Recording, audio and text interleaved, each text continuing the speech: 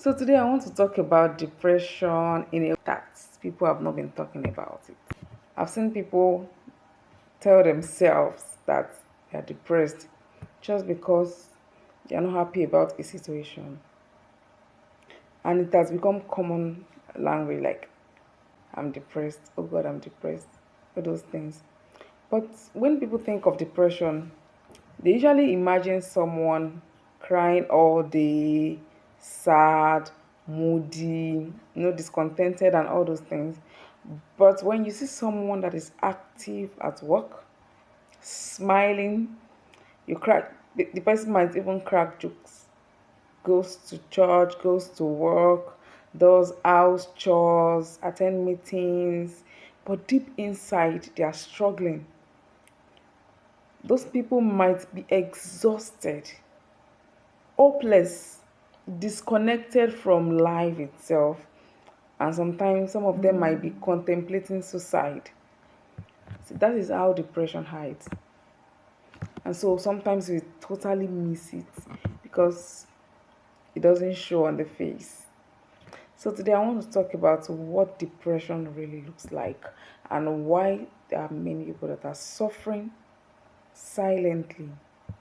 So, like I said, depression is not always dramatic. Sometimes it is quiet. You may not see tears, but you will see some irritable behaviors, fatigue that doesn't go away even after resting, loss of interest in the things that used to bring the person joy, and difficulty concentrating, and emotional numbness. That is, the person doesn't react emotionally to things that are happening around. So some people are not crying, they're just tired of existing. They are not, you think they are functioning, but they are barely functioning. Yeah. So depression is not just sadness, it is a change, a shift in energy, in motivation, in the way people think. And it can really be hidden from the public. So in many African homes, we were raised to be strong. Strong, I mean, we were raised not to look weak. Everywhere you go in every country, you see Nigerians say, these people are tough. They are tough skinned. They can go through any situation. Why? Yeah, it's a good thing to be strong, but we are taught not to embarrass the family. Anytime you want to talk about something that you are going through, they tell you other people have it worse. Do you know what other people are going through? If you hear what another person is going through, you will be thankful. So people tend to keep quiet and not talk about their challenges just because they don't want to look like they are ungrateful. They don't want to share about their experience because that's been downplayed already. And so they don't want to do as if they are the ones exaggerating things. And many times some people will say, don't just pray about it, be grateful. Yeah, strength is admirable. Yeah, Nigerians can be resilient. It's a good thing. But you know what is dangerous? Emotional suppression. It is very dangerous. You see people that perform well outside, you see people that attend weddings, take pictures, you know, smile with you, they fulfill their roles, their responsibilities, but inside they feel empty. This is what we call high functioning depression. The person is productive but is not joyful. The person is present but disconnected. The person is alive but is not existing. And they are functioning, but no one noticed that they are not even themselves. And you see, faith does not negate human experiences, does not negate biology. A lot of things happen in the brain. There are changes in the neurochemistry, the stress response system. There are changes going on there, and even cognition. The way the person see things, reason is being changed, and depression can be triggered by anything. It can be triggered by trauma. It can be triggered by loss.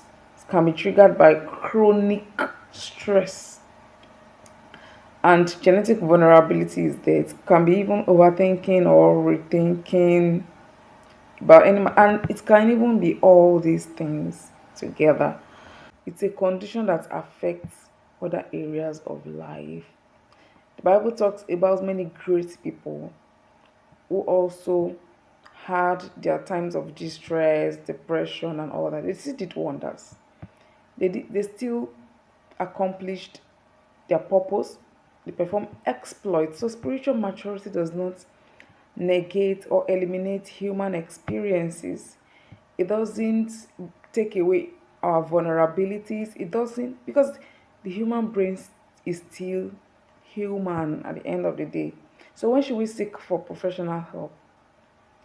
So there are some signs that one has to pay attention to, whether in you or other people.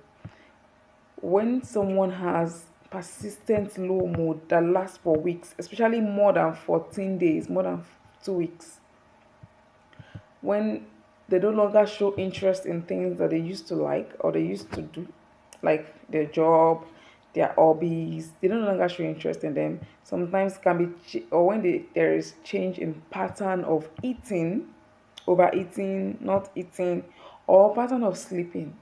It could be insomnia, not finding sleep, or oversleeping, constant fatigue. They tell you they are tired all the time.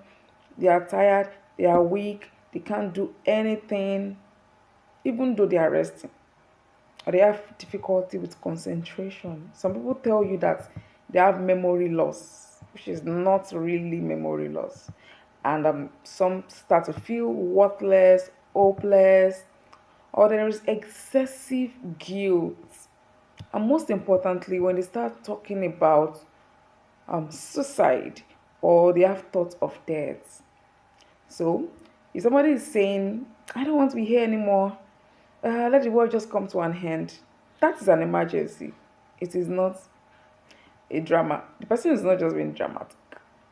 Yeah, another sign that is very key is loss of functioning.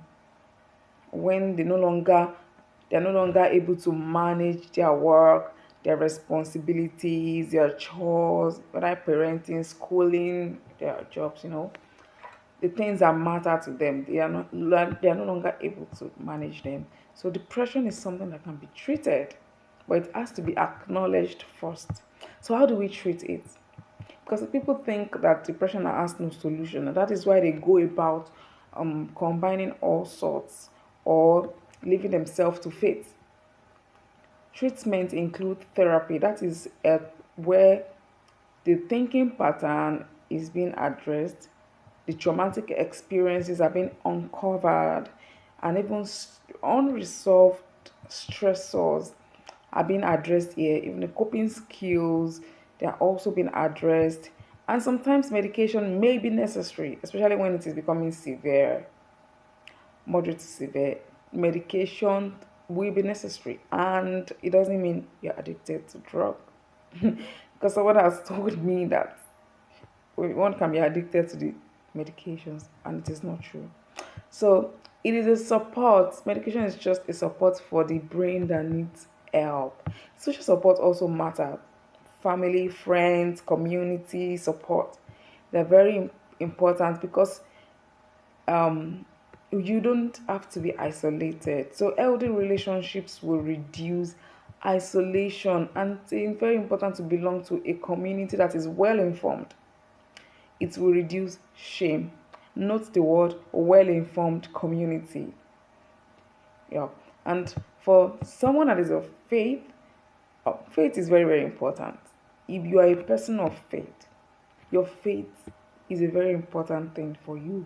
It's very key. It can be a spiritual grounding for you, and which is very powerful. It can support your healing. Your faith can support your healing. It doesn't have to replace it. Faith will provide hope for you. It will bring resilience, being able to stay true till the end, till you recover fully. It will give you that resilience to stay through with treatment. And faith belonging to a church will provide a community of people that can encourage you, that can boost your faith with the word, with the right words. And so faith is very key in this matter. And so faith does not cancel the reality of your brain and your emotions, because Your prayer can go alongside therapy. Taking medications can also go along reading your scriptures, making confessions. It can go alongside. Even worshiping God. The place of worship can go alongside psychiatric care. So you're not compromising faith. It is just wisdom. Yeah. So people going through depression, they don't need condemnation. They don't need too much of our criticism. They need care. They need compassion. And if you find yourself in this state, please do not isolate yourself. Speak to someone that is safe and mature. If symptoms persist, like if you're losing sleep, losing appetite, or motivation to do anything, please seek professional evaluation. Engage in practices that brings you peace, not pressure, not guilt, not condemnation. And most importantly, don't allow yourself to be shamed. Depression doesn't mean that God has abandoned you or that you no longer have faith. No. And please don't ever get to the point where you're now trying to choose between your faith and your health. Both of them can go together. You can pray and still seek professional help at the same time. So, if you want more honest conversation about mental health, especially within the context of our African culture, our faith, please subscribe to my channel. We continue to talk about things that people don't like to talk about, which are very key to mental health. And so please remember, you are not alone. Healing is possible, healing is available. So see you next time. Thank you.